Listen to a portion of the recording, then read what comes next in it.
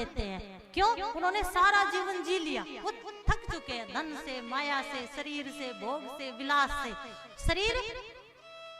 और जब वो आशीर्वाद देते हैं तो आत्मा से।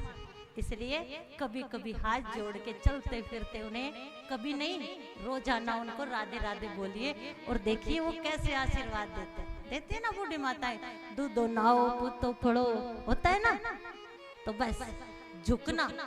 मूर्ख और सूखे वृक्ष नहीं जुड़ते। नमंती फलीनो वृक्षा नमंती गुणिनो जना, गुणों वाले व्यक्ति झुकते हैं। बोलना पड़ेगा महाराज।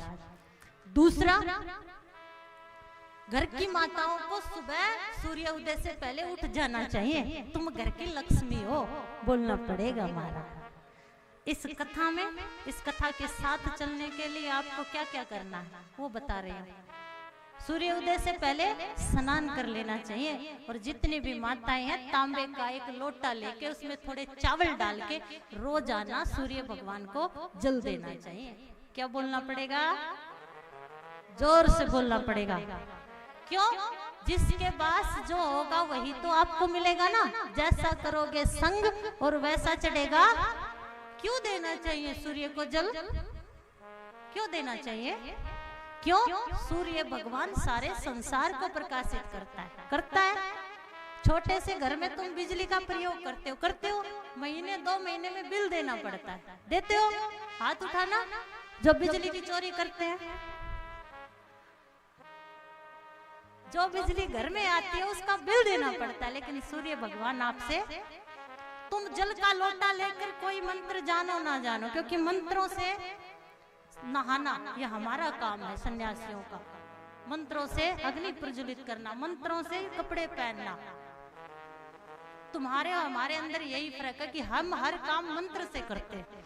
तुम इतना ही कहना कि एक सूर्य भगवान जैसे तू जग को प्रकाशित करता है वैसे ही मेरे घर को भी प्रकाशित कर, बोलना पड़ेगा महाराज। और गुरु का सानिध्य है तो गुरु के शरण में जाकर मंत्र भी आपको मिल जाएगा। 2 काम हो गए। तीसरा काम, पहली रोटी आज से गाय को देना। जो देता है पहली गाय को रोटी उसकी किस्मत कभी नहीं होती खोटी, बोलना पड़ेगा महाराज। कुत्तों को रोटी देना, बोलना पड़ेगा। और चींटियों को आटा देना। गुरुजी कहते थे बेटा ये यज्ञ गृहस्थी नित्य अगर जीवन में करता है तो समस्त संसार के सुख उसे मिलते हैं और वो परमात्मा को प्राप्त होता है, बोलना पड़ेगा महाराज। और सबसे बड़ा यज्ञ, सबसे बड़ा कर्म भागवत आपके गांव में आई है। कोई भी परिस्थिति हो लेकिन कोशिश कीजिए कि 7 दिन इस भागवत को ना छोड़ें, बोलना पड़ेगा महाराज। ये कर्म करोगे आप भी खुश, पितर भी खुश, आपके घर में खुशहाली। और दूसरे कर्म, चुगली करना, झूठ बोलना, किसी का बुरा चाहना, अगर वो कर्म करोगे तो आपका जीवन भी दुखी और बोलना पड़ेगा महाराज। हमने दोनों ही बातें बता दी। आपका मन जो करे उन्हें धारण करना। क्यों? जबरदस्ती तो नहीं कर सकते, बोलना पड़ेगा महाराज। जब भागवत